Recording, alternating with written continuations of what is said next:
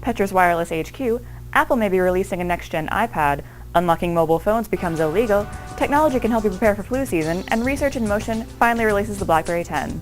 I'm Monica Helms with Petra Industries, here to bring you 5 of the week's hottest news stories, all right here on Petra Channels.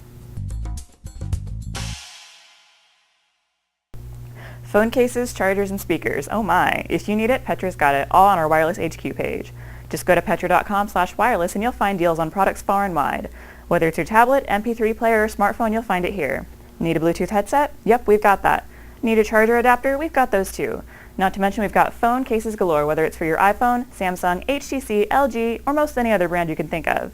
So don't forget to check out our Wireless HQ at petra.com/wireless to see these great deals. People are always talking about Apple, and here at Petra, we're no different. Rumors are flying via TechCrunch this week that Apple's next iPad might look eerily similar to an enlarged iPad mini.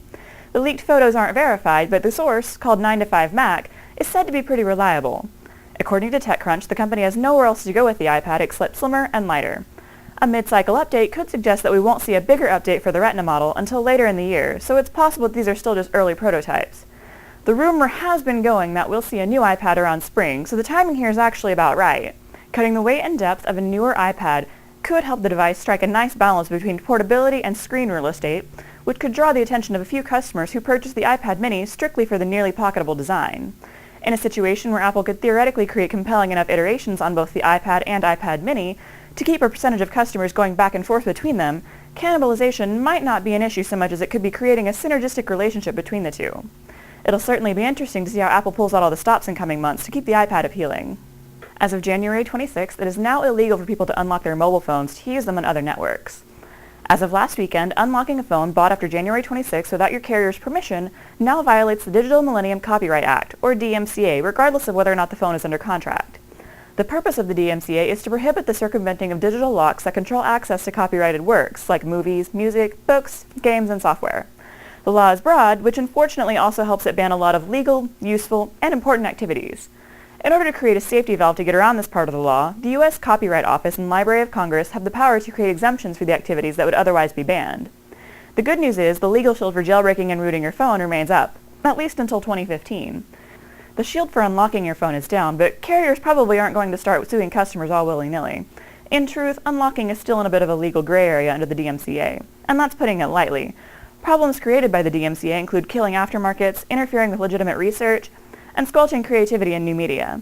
The exemptions are helpful, but a bit too narrow. It's not over yet, though. Creating and defending the next round of exemptions should start in late 2014. It's flu season, and right now we're experiencing one of the worst flu outbreaks we've had in years. The Center for Disease Control and Prevention releases a weekly update for the U.S. that includes stats on people with flu-like symptoms, hospitalizations, and even deaths. Problem is, this information is usually about 2 weeks old by the time it comes out. And that's where social media comes in. A new method for filtering tweets, developed by researchers at Johns Hopkins University, is helping to get real-time data pouring in, helping track the geography of the flu more accurately. The goal of this method is to get ahead of the curve and hopefully predict where and when illness will spread. Thanks to GPS information for each tweet, public health departments could potentially plan ahead in preparation for these illnesses to spread. The problem is that 340 million tweets per day, Twitter is kind of a mess in terms of information. Taking the information gleaned from these keywords at face value would mean ignoring those who are simply reacting to the commentary about the flu epidemic in the news. The team at Johns Hopkins is currently working on algorithms to correct these issues and filter out the noise in order to pick up on useful information. And yes, they do plan on sharing this information with public health officials. For those curious about finding out more about nearby flu flare-ups, there are also apps available like Germ Tracker and Sick Weather.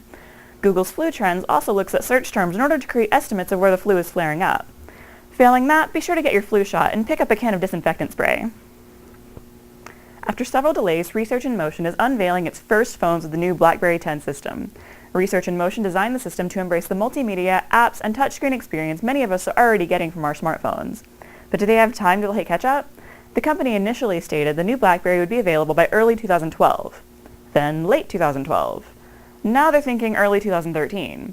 Research in Motion has shown off prototypes and previews before, and now it's looking like this week is the first time Research in Motion will be showing a complete product, along with details on price and availability. Most analysts consider a BlackBerry 10's success to be crucial for the company's long-term viability. The company is promising a speedier device, a superb typing experience, and the ability to keep work and personal identity separated on the same phone. Previews of the device have already gotten favorable reviews on blogs. One big downfall, however, is that the new system won't have as many apps written by outside companies and individuals, like the iPhone and Android. But the smartphone market is growing, after all, and it sounds like research in motion might not have to convert iPhone and Android users in order to succeed. I'll cross my fingers for you guys. That's all for this week's 5 and 5. While you wait for next week's edition, be sure to stop by one of our social media pages to get your fix on product features and the latest consumer electronics news stories. You can find us on Facebook, Twitter, Google+, and of course, YouTube.